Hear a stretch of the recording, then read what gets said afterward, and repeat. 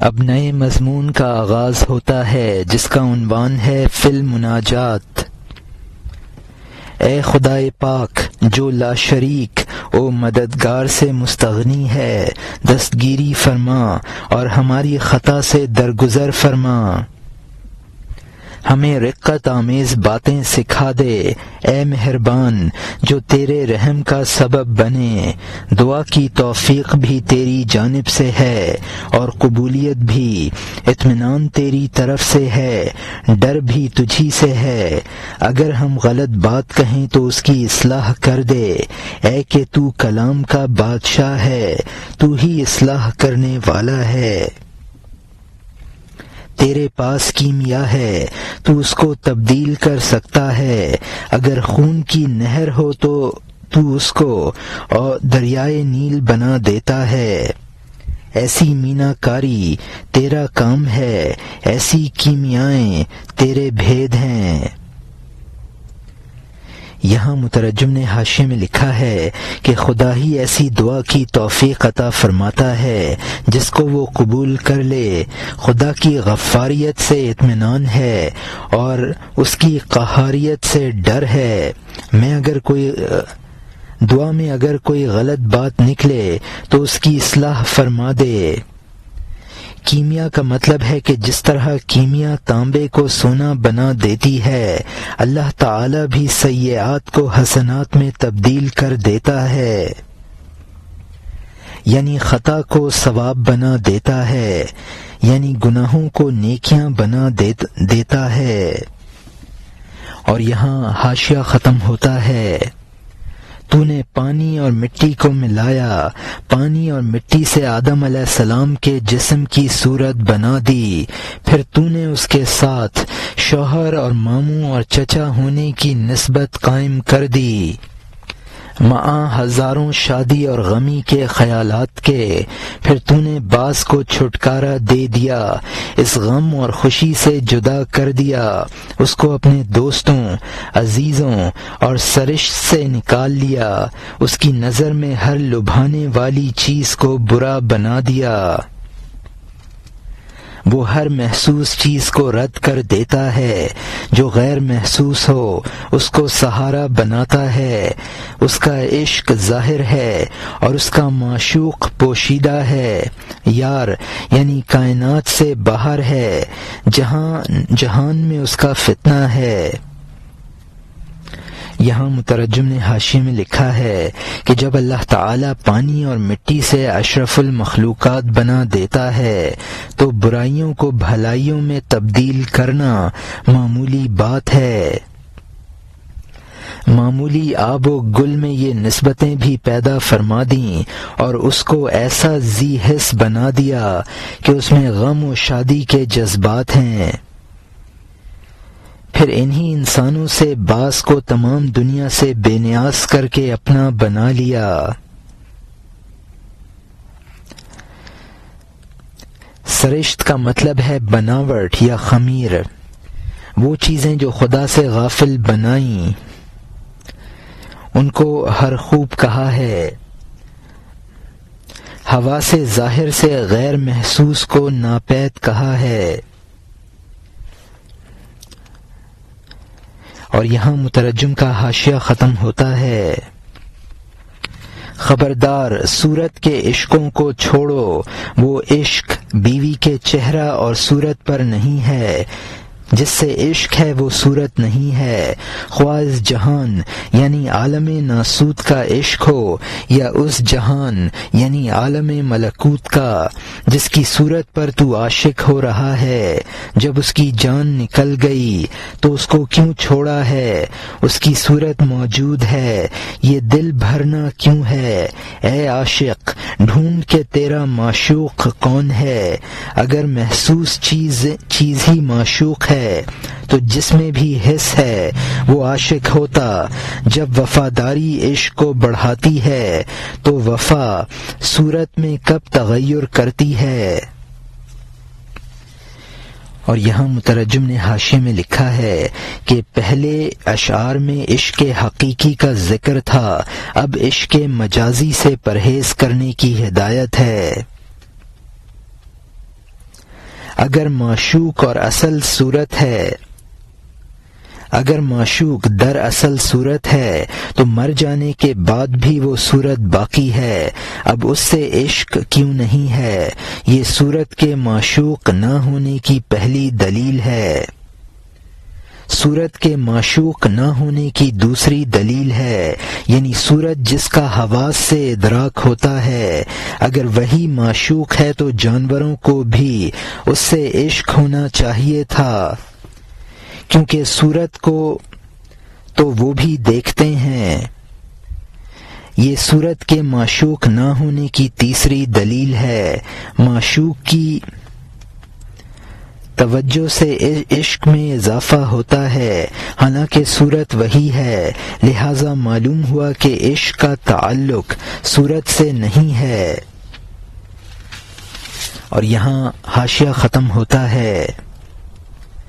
آفتاب کا عکس دیوار پر پڑا تو عارضی چمک دیوار نے حاصل کر لی، اے سادہ لوح ڈھیلے سے کیا دل لگاتا ہے، اصلی کو طلب کر جو ہمیشہ چمکتا ہے، اے وہ کہ تو بھی اپنے زعم میں اصل پر عاشق ہے، اپنے آپ کو صورت پرستوں سے زیادہ افضل سمجھتا ہے، تیرے اس احساس پر عقل کا سایہ پڑ گیا ہے، اپنے تانبے پر سونے کو عارضی سمجھ۔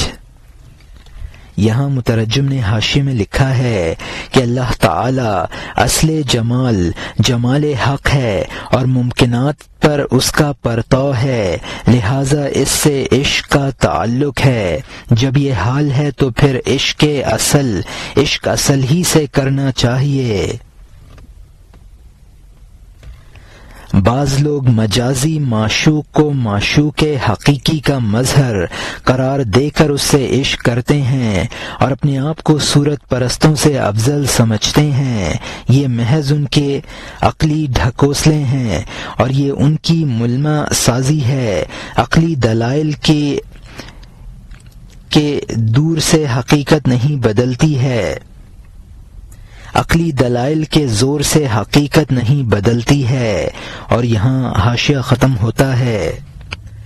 انسان کا حسن ملمہ کی طرح کا ہے، ورنہ تیرا معشوق بوڑھے گدھے کی طرح کیوں ہوا؟ فرشتہ جیسا تھا بھوت جیسا بن گیا، کیونکہ اس میں حسن عارضی تھا۔ اللہ تعالی اس حسن کو تھوڑا تھوڑا واپس لیتا رہتا ہے، آہستہ آہستہ ہرا بھرا پودا خشک ہو جاتا ہے۔ جا نعمرہ ننکسہ کو پڑھ، دل کی طلب کر ہڈی سے دل نہ لگا، کیونکہ دل کا حسن باقی رہنے والا حسن ہے، اس کے دونوں ہونٹ آب حیات کے ساقی ہیں، خود وہی پانی ہے، وہی پلانے والا ہے اور مست ہے۔ جب تیرا طلسم ٹوٹا تینوں ایک ہوئے، تو اکیلے خدا کو عقل سے نہ سمجھے گا۔ اے جاہل عبادت کر، بکواس نہ کر، تیری اصل بھی صورت وہی ہے اور عارضی ہے، متناسب اعضاء اور موزونیت پر تو خوش ہے۔ یہاں مترجم نے حاشیے میں لکھا ہے کہ معشوق یعنی حسین معشوق بھی بڑھاپے میں بوڑھے گدھے جیسے نظر آنے لگتا ہے۔ اللہ تعالیٰ اپنے جمال کو انسان سے واپس لے لیتا ہے اور سرسبز شاداب چیز جھاڑ بن جاتی ہے۔ قرآن پاک میں ہے وَمَن نُعَمِّرْهُ نُنَكِّسْهُ فِي الْخَلْقِ، اور جس کو ہم بڑی عمر دیتے ہیں اس کو بناوٹ میں الٹا گھٹاتے ہیں۔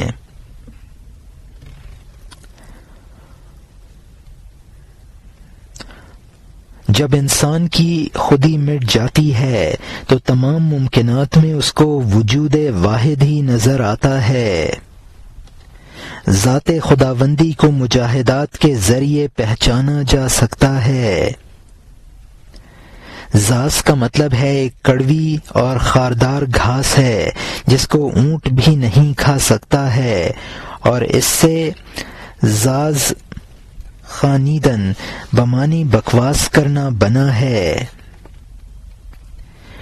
تو جس کو تو حقیقت سمجھ کر عاشق ہوا ہے وہ بھی محض صورت ہے۔ تیرا عشق محض معشوق پر مناسب اور موزوں اعضاء کی وجہ سے ہے۔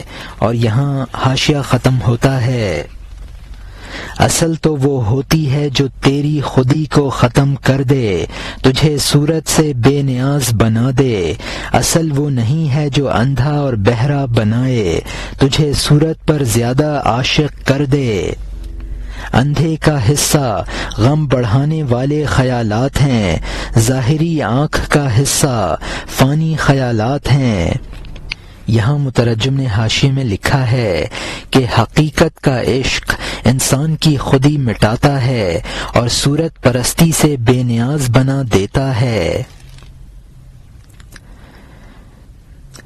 اور یہاں مترجم کا حاشیہ ختم ہوتا ہے۔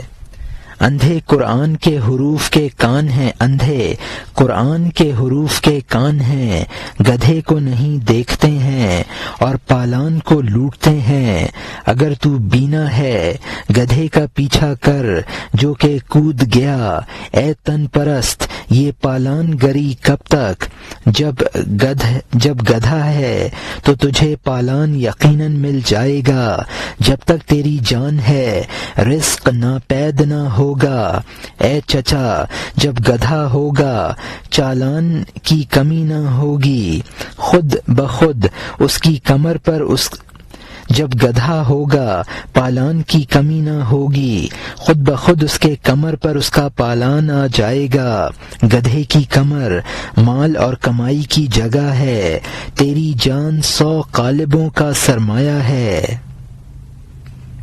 یہاں مترجم نے حاشیے میں لکھا ہے کہ چشم بصیرت کے اندھے حقیقت کو چھوڑ کر مجاز پر فریفتہ ہیں۔ صاحب بصیرت کو اصلی مقصود کے درپے ہونا چاہیے، فروعات میں نہ پھنسنا چاہیے۔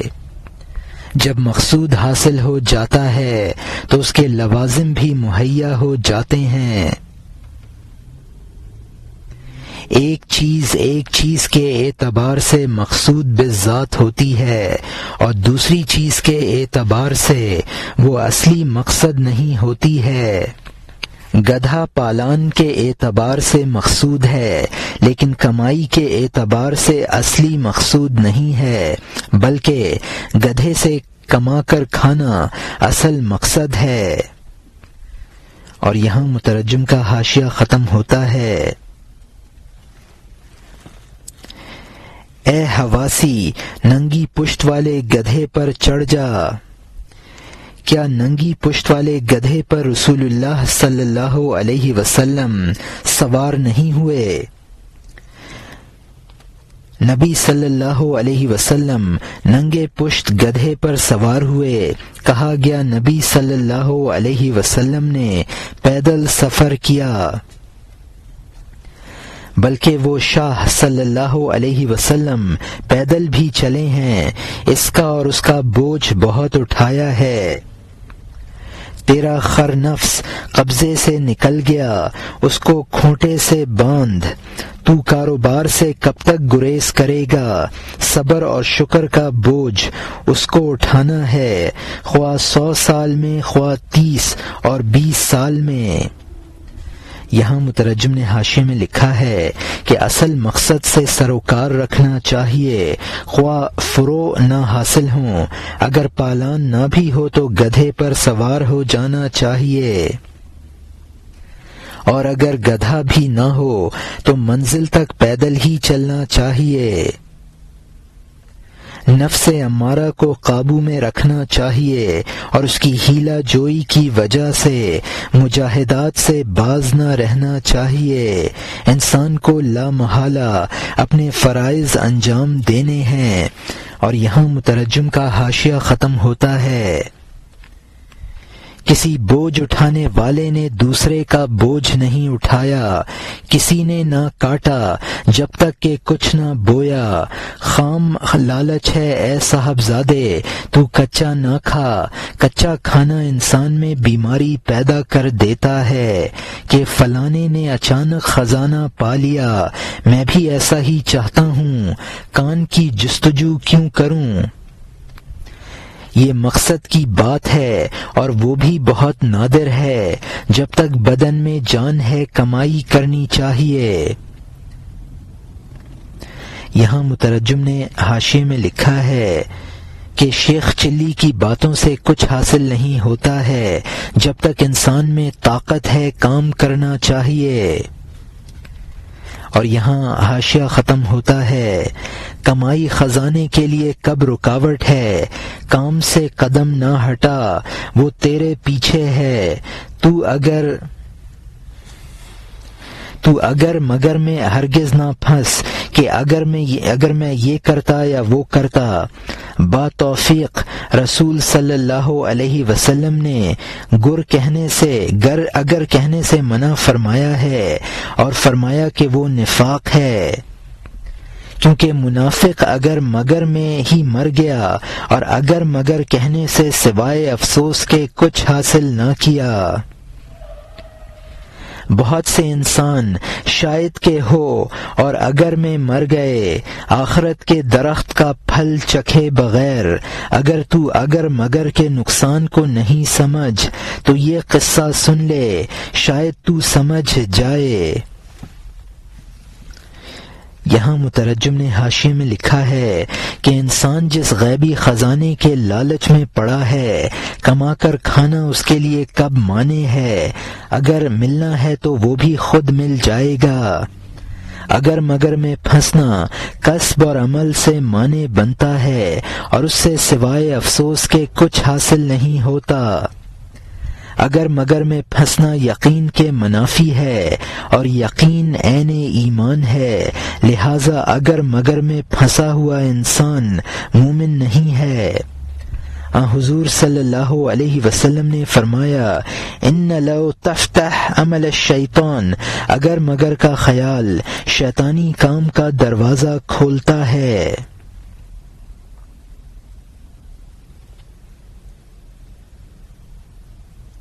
اگر اور مگر کا نکاح کیا، اس سے کاش کے بچہ پیدا ہوا۔ اور یہاں حاشیہ ختم ہوتا ہے، اب نئے مضمون کا آغاز ہوتا ہے جس کا عنوان ہے حکایت در معنی این بیت اگر رابا مگر ہم جفت کردند از ایشاں بچہ آمد کاش کے نام۔ یعنی اس شعر کے معنی سے متعلق قصہ، انہوں نے اگر اور مگر کی شادی کر دی، ان سے کاش کے نامی بچہ پیدا ہوا۔ ایک مسافر جلدی میں گھر تلاش کر رہا تھا، ایک دوست اس کو گرے ہوئے گھر کے پاس لے گیا۔ اس دوست نے کہا کہ اگر اس گھر پر چھت ہوتی، میرے پڑوس میں رہنے کی جگہ ہوتی، تیرے بال بچوں کو بھی آرام ملتا، اگر دوسرا حجرہ درمیان میں ہوتا، اگر کسی روز تیرا مہمان آ جاتا وہ بھی آرام پاتا، اگر تجھے جگہ مل جاتی، کاش یہ مکان آباد ہوتا تو ہمارا یہ آباد گھر تیرا گھر ہوتا۔ مسافر نے کہا، بے شک دوستوں کا پڑوس اچھا ہے، لیکن اے جان من، اگر میں سکونت نہیں ہو سکتی ہے، یہ تمام جہان اچھائی کا طلبگار ہے لیکن بناوٹی اچھائی سے آگ میں ہے۔ تمام بوڑھے اور نوجوان سونے کے طلبگار ہیں، لیکن عام آنکھ کھرے سونے کو کھوٹے سے نہیں پہچانتی ہے۔ اور یہاں مترجم نے حاشیے میں لکھا ہے کہ اگر مگر کا جو خیالی مکان ہے اس میں رہائش نہیں ہو سکتی ہے۔ سب یہ چاہتے ہیں کہ آخرت کی کامیابی حاصل ہو، لیکن شیطان ان کو گمراہ کر دیتا ہے اور وہ آتش حسرت میں جلتے ہیں، جیسا کہ اس مسافر کے ساتھ اس دوست نے کیا۔ ہر انسان نیک عمل چاہتا ہے، لیکن شیطان نے جو ملما سازی کی وہ نہیں پہچان سکتا ہے۔ اور یہاں حاشیہ ختم ہوتا ہے، دیکھ خالص نے کھوٹے کو چمکا دیا ہے، بغیر کسوٹی کے محض اندازے سے سونا نہ لے، اگر تو کسوٹی رکھتا ہے لے، ورنہ جا اپنے آپ کو کسی دانا کے سپرد کر دے۔ یہاں مترجم نے حاشیے میں لکھا ہے کہ شیطان برے اعمال کو مزین کر کے دکھا دیتا ہے۔ اگر کوئی ایسا صاحب باطن ہو کہ خود اس فریب کو سمجھ سکے تو امتیاز کر کے عمل کرے، ورنہ اپنے آپ کو کسی شیخ کامل کے سپرد کر دے تاکہ وہ شیطانی اور رحمانی عمل میں امتیاز کر دے۔ اور یہاں حاشیہ ختم ہوتا ہے، کسوٹی اپنے اندر ہونی چاہیے، اگر تیرے پاس نہیں ہے تو تنہا آگے نہ بڑھ۔ چھلاووں کی آواز دوست کی آواز ہے، لیکن ایسا دوست جو ہلاکت کی طرف کھینچتا ہے، وہ چھلاوا پکارتا ہے کہ خبردار اے قافلے، میری جانب آؤ، یہ راستہ اور نشان منزل ہے۔ چھلاوا ہر ایک کا نام پکارتا ہے، اے فلانے، تاکہ ان صاحب کو ہلاک شدگان میں شامل کر دے۔ اور یہاں مترجم نے حاشیے میں لکھا ہے کہ کسوٹی کا مطلب ہے یعنی برے بھلے میں تمیز کرنے کا نور فراست۔ چھلاوے کا مطلب ہے کہ جو مسافر کو راستے سے بھٹکا دیتے ہیں۔ اور یہاں مترجم کا حاشیہ ختم ہوتا ہے، جب وہ اس جگہ پہنچتا ہے بھیڑیا اور شیر دیکھتا ہے، عمر برباد ہوئی، راستہ دور رہ گیا اور دن بے وقت ہو گیا۔ اے نیک مزاج، چھلاوے کی آواز کیا ہوتی ہے؟ مال چاہتا ہوں، رتبہ چاہتا ہوں، آبرو چاہتا ہوں۔ اپنے اندر سے ان آوازوں کو روک دے تاکہ راز کھلیں۔ اللہ کا ذکر کر، چھلاووں کی آواز کو پھونک دے، نرگس جیسی آنکھ اس گدھ سے بند کر لے۔ صبح صادق کو صبح کاذب سے پہچان، شراب کے رنگ کو پیالہ کے رنگ سے علیحدہ کر۔ یہاں مترجم نے حاشیے میں لکھا ہے کہ چھلاوے کی آواز انسان کے اپنے اندرونی جذبات میں جو مال اور جاہ اور آبرو سے متعلق ہیں۔ رازہا کا مطلب ہے حقیقت کے اسرار۔ نرگس کی آنکھ بے نور اور حسین ہونے میں ضرب المثل ہے، یہاں دونوں معنی مراد لیے جا سکتے ہیں۔ گدھ مردہ خوری میں مشہور ہے۔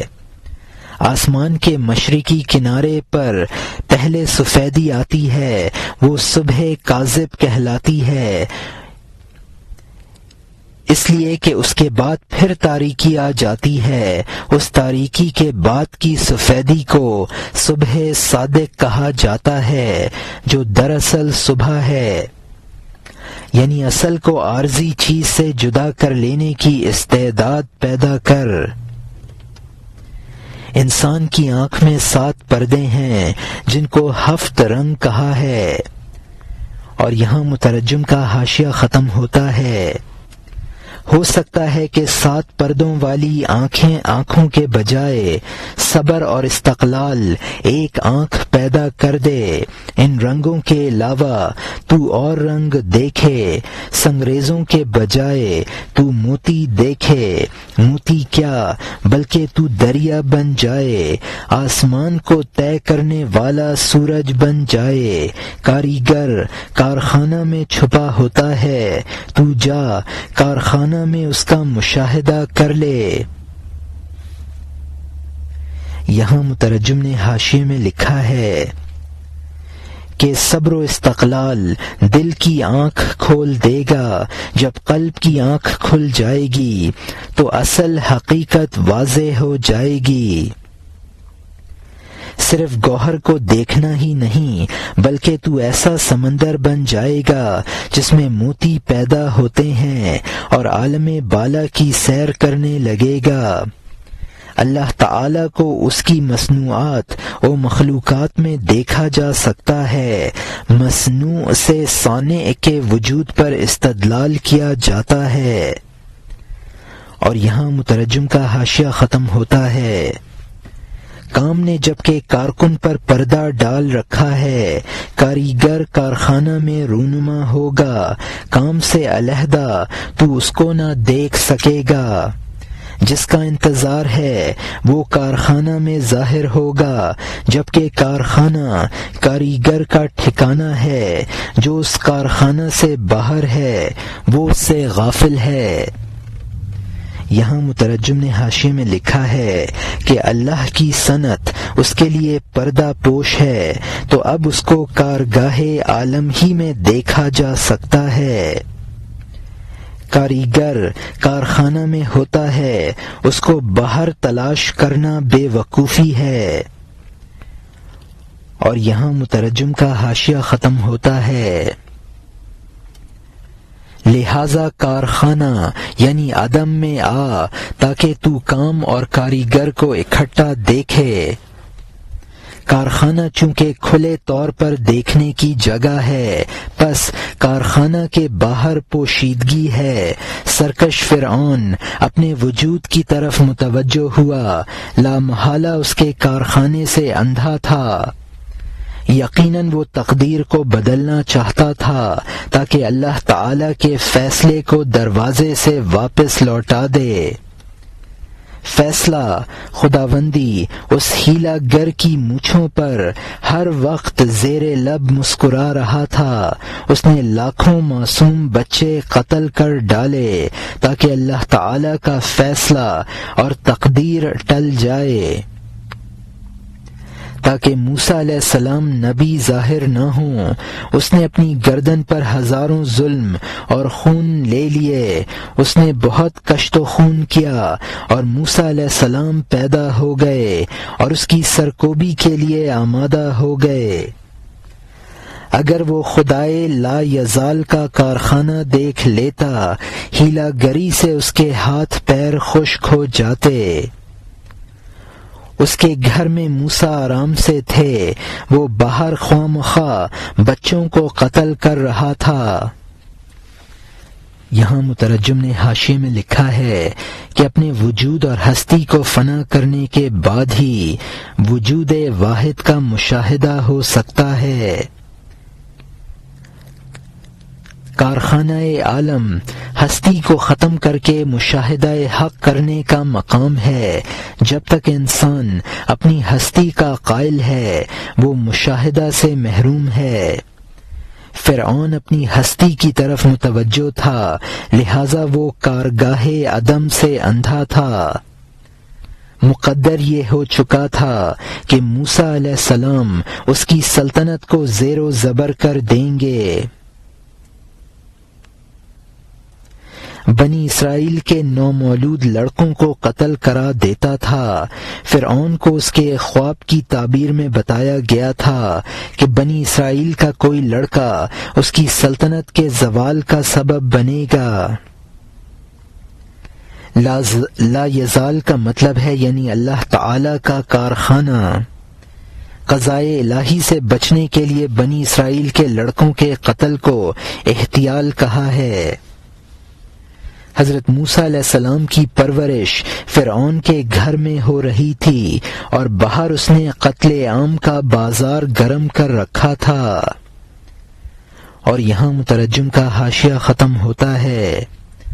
اس نفسانی انسان کی طرح جو تن پروری کرے، دوسرے پر دشمنی کا گمان کرے کہ یہ دشمن اور وہ حاسد اور مخالف ہے، تاکہ اس کا حاسد اور دشمن خود وہ جسم ہے۔ یہاں مترجم نے حاشیے میں لکھا ہے کہ جو انسان تن پروری کر رہا ہے اور دوسروں پر دشمنی کا گمان کر رہا ہے، اس کی مثال فرعون کی سی ہے کہ اصل دشمن موسیٰ کو پال رہا تھا اور بے قصور بچوں کو قتل کرا رہا تھا۔ تن پروری روح کی موت کا سبب ہے، تو اصل دشمن انسان کا تن ہے۔ اور یہاں مترجم کا حاشیہ ختم ہوتا ہے۔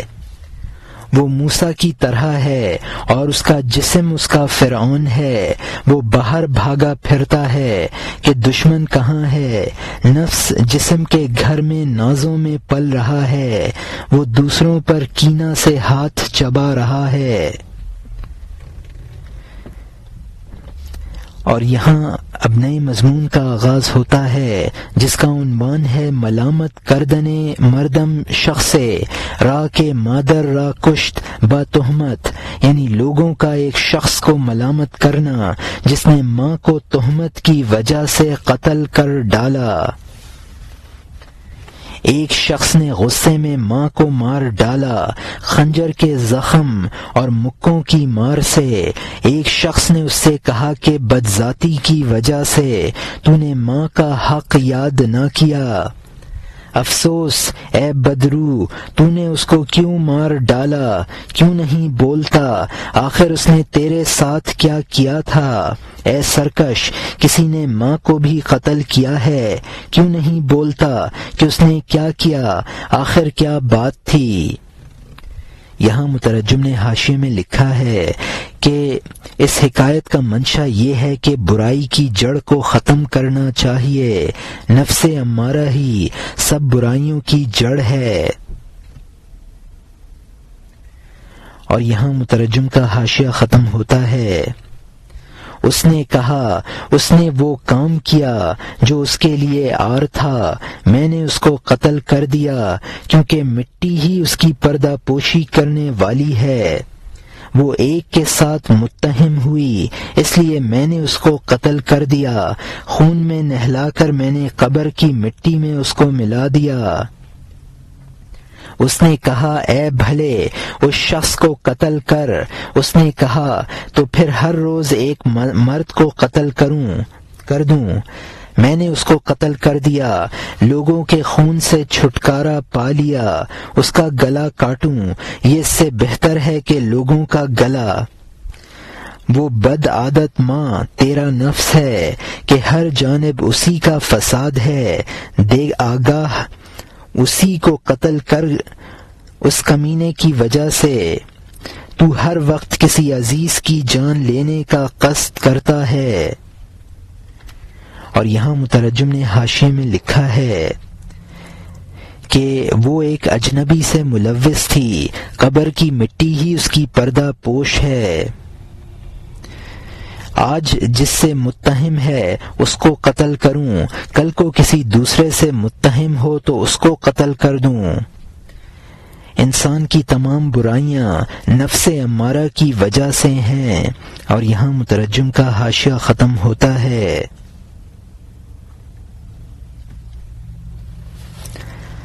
اسی کی وجہ سے یہ بھلی دنیا تجھ پر تنگ ہے، اسی کے لیے اللہ تعالی اور مخلوق سے جنگ ہے، اگر تو نے نفس کو مار ڈالا عذر خواہی سے چھوٹ جائے گا، دنیا میں تیرا کوئی دشمن نہ رہے گا، اگر ہماری بات پر کوئی اشکال یعنی اعتراض کرے انبیاء اور اولیاء کی وجہ سے کہ نبیوں کا نفس کیا مرا ہوا نہ تھا تو ان کے حاسد اور دشمن کیوں تھے، اے بھلی بات کے طالب کان دھر، اس اشکال اور شبہ کا جواب سن لے۔ وہ منکر خود اپنے دشمن تھے، اس طرح وہ اپنے ہی کو زخمی کر رہے تھے۔ دشمن تو وہ ہوتا ہے جو جان لینے کا ارادہ کرے، دشمن وہ نہیں ہوتا جو خود دم توڑ دے۔ چمگادڑ سورج کی دشمنی نہیں ہے، وہ در پردہ اپنی ہی دشمن ہے۔ چمگادڑ سورج کی دشمن نہیں ہے، وہ در پردہ اپنی ہی دشمن ہے۔ سورج کا نور اس کو مارے ڈالتا ہے، اس کی تکلیف سورج کب برداشت کرتا ہے۔ دشمن وہ ہوتا ہے جس سے تکلیف پہنچے۔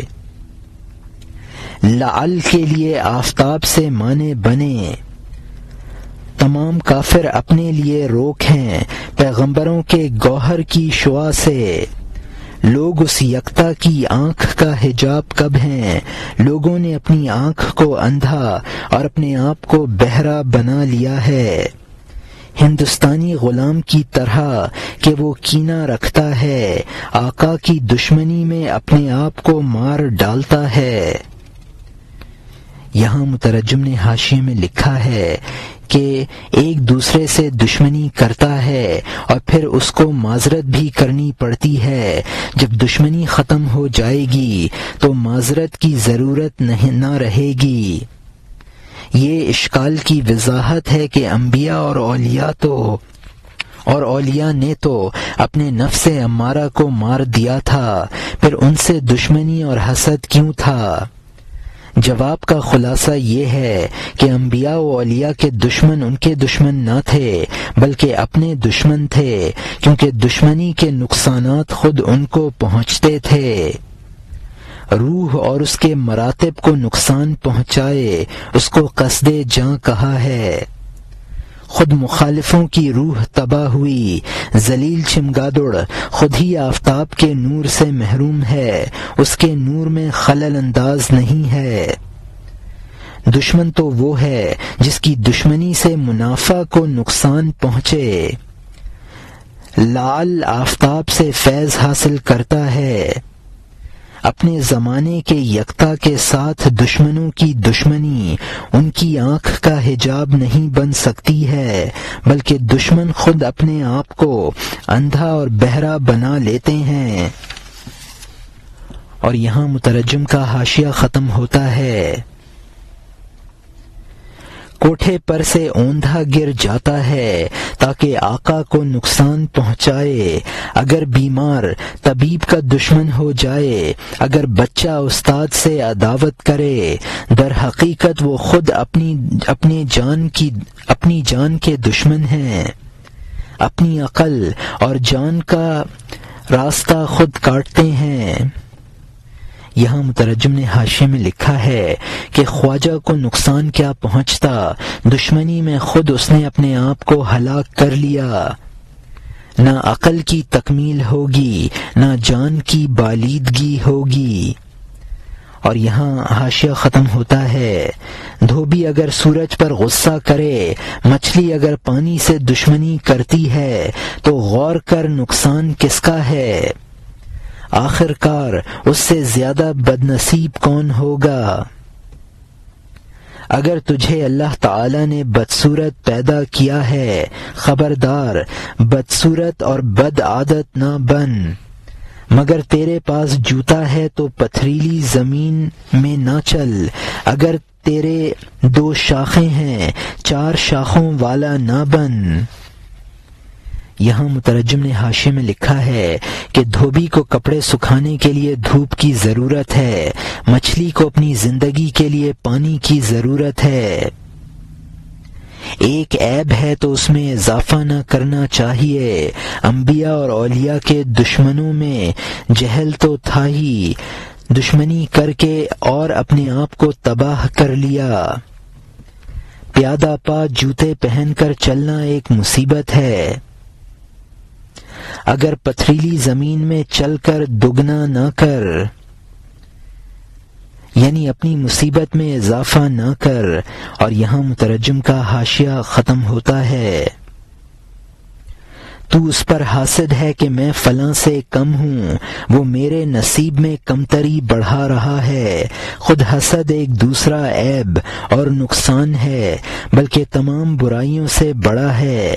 شیطان نے کمتری کی ذلت اور عار سے اپنے آپ کو سینکڑوں تباہیوں میں پھنسا دیا۔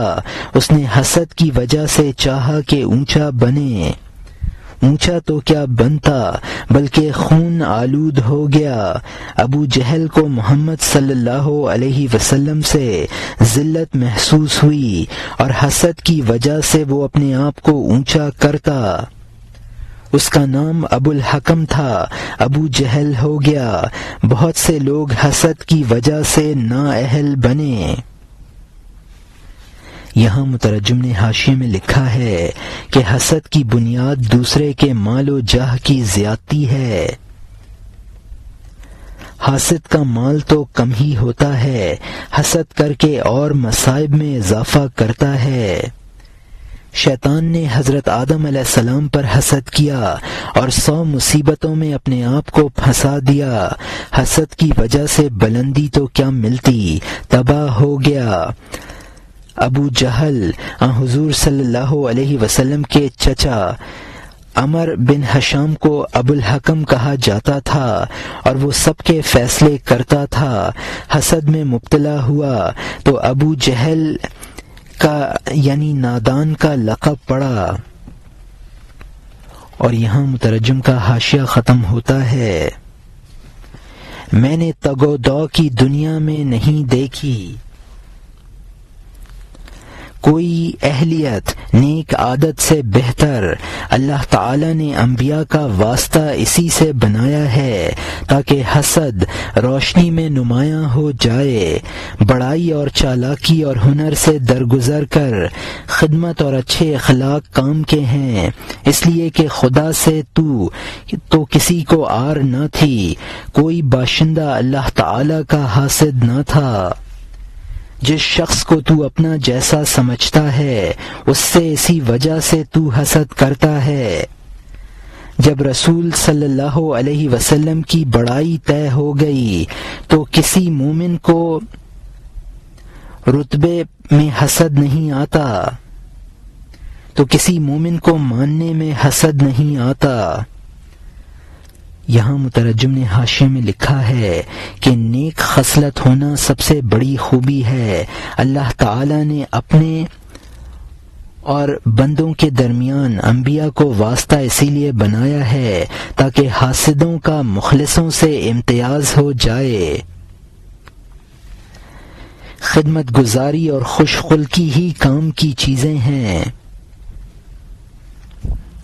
اگر اللہ تعالی رسولوں کا واسطہ نہ بناتا تو حاسدوں کا حسد ظاہر نہ ہوتا۔ اللہ کو کوئی بھی اپنے برابر کا تصور کر کے حسد نہ کرتا۔ انسان کے حسد کی بنیاد یہی ہے کہ وہ دوسروں کو اپنے برابر کا سمجھتا ہے، پھر اس کی بڑائی پر حسد کرتا ہے۔ اور یہاں حاشیہ ختم ہوتا ہے۔ ہر زمانے میں ایک دلی قائم ہے، قیامت تک دائمی آزمائش ہے۔ جس کی اچھی عادت ہوگی وہ نجات پا گیا، جس کا دل شیشے کا ہوگا وہ ٹوٹ گیا۔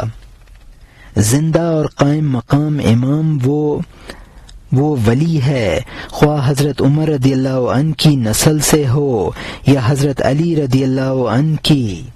اے نیک بخت، مہدی اور ہادی وہی ہے، چھپا ہوا بھی ہے اور سامنے بیٹھا ہوا بھی ہے۔ وہ نور کی طرح ہے اور عقل اس کا جبرائیل علیہ السلام ہے، اس سے کم درجہ کا ولی اس کا قندیل ہے۔ یہاں مترجم نے حاشیے میں لکھا ہے کہ رسولوں کا سلسلہ ختم ہو جانے سے حاسدوں کے حسد کے اظہار کا موقع ختم نہیں ہوا۔ اب اولیاء اللہ کی ذات بھی حاسدوں کو پرکھنے کی کسوٹی ہے۔ قطب الاقطاب جو تمام عوام پر کار فرما ہوتا ہے اور بقائے عالم اس کی بقا سے ہے، اس کو ولی قائم کہا ہے۔ اچھی عادت والے اس کا اتباع کر کے نجات حاصل کر لیں گے، تنک مزاج محروم رہیں گے۔ امام حی و قائم کا مطلب ہے کہ شیعہ حضرات 12ویں امام محمد مہدی کو زندہ اور قائم مانتے ہیں، چونکہ ان کے نزدیک امام صرف اہل بیت میں سے ہی ہو سکتا ہے۔ مولانا رحمۃ اللہ علیہ فرماتے ہیں کہ امام کے لیے نسلی کوئی خصوصیت نہیں ہے، ہر دور کا قطب الاقطاب امام حی و قائم ہے، مہدی بھی وہی ہے اور ہادی بھی وہی ہے، اس کی یہ خوبیاں مخفی ہوتی ہیں اور وہ لوگوں کی نگاہوں کے سامنے ہوتا ہے۔ شیعہ صاحبان کے عقیدہ کے مطابق وہ لوگوں کی نگاہوں سے سر من رائی کے غار میں پوشیدہ ہیں۔ خرد جبرائیل او کا مطلب ہے کہ اس کی عقل اس کے لیے من جانب اللہ پیغام رساں ہے۔ قندیل او کا مطلب ہے دوسرے اولیاء اس ہی کے نور سے فیض پہنچاتے ہیں۔ اور یہاں مترجم کا حاشیہ ختم ہوتا ہے۔ اور جو اس قندیل سے کم اور جس کا ہے وہ ہمارا طاقچہ ہے، اور جو اس قندیل سے کم درجہ کا ہے وہ ہمارا طاقچہ ہے۔ مرتبہ میں نور کی ترتیبیں ہیں، اس لیے کہ اللہ تعالی کا نور 700 پردے رکھتا ہے۔ تو ان مراتب کو نور کے پردے سمجھ۔ ہر پردے کے پیچھے ایک جماعت کا مقام ہے، ان کے یہ پردے امام تک صف بصف ہیں۔ یہاں مترجم نے حاشیے میں لکھا ہے کہ کتب الاقطاب نور ہے جو اولیاء اس سے مستفید ہیں، وہ بمنزلہ قندیلوں کے ہیں۔ دیگر بزرگ جو ان اولیاء سے منور ہیں ان کی مثال طاقچہ کی سی ہے جو قندیل سے منور ہوتا ہے۔ اولیاء کے مختلف طبقات ہیں جو قطب الاقطاب پر جا کر ختم ہو جاتے ہیں۔ اور یہاں مترجم کا حاشیہ ختم ہوتا ہے۔ آخری صف والے اپنی کمزوری کی وجہ سے ان کی آنکھ زیادہ چمک کی طاقت نہیں رکھتی ہے، اگلی صف نگاہ کی کمزوری کی وجہ سے زیادہ چمک کی طاقت نہیں رکھتی ہے۔ وہ روشنی جو پہلی صف کی زندگی ہے اس کمزور آنکھ والے کی جان کے لیے مصیبت و آفت ہے۔ اس کی کمزوری تھوڑی تھوڑی کم ہوتی ہے، جب 700 پردوں سے گزر جاتا ہے میں وہ ہوں ہو جاتا ہے۔ اور یہاں مترجم نے حاشیے میں لکھا ہے کہ آخری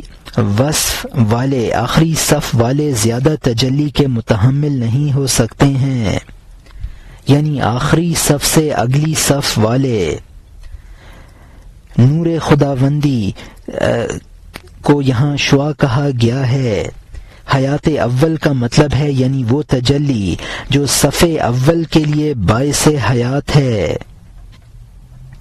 دوسرے تیسرے درجے کے اولیاء بھی مجاہدات کے ذریعے ترقی کر کے اور حجابات طے کر کے عارف کامل بن جاتے ہیں۔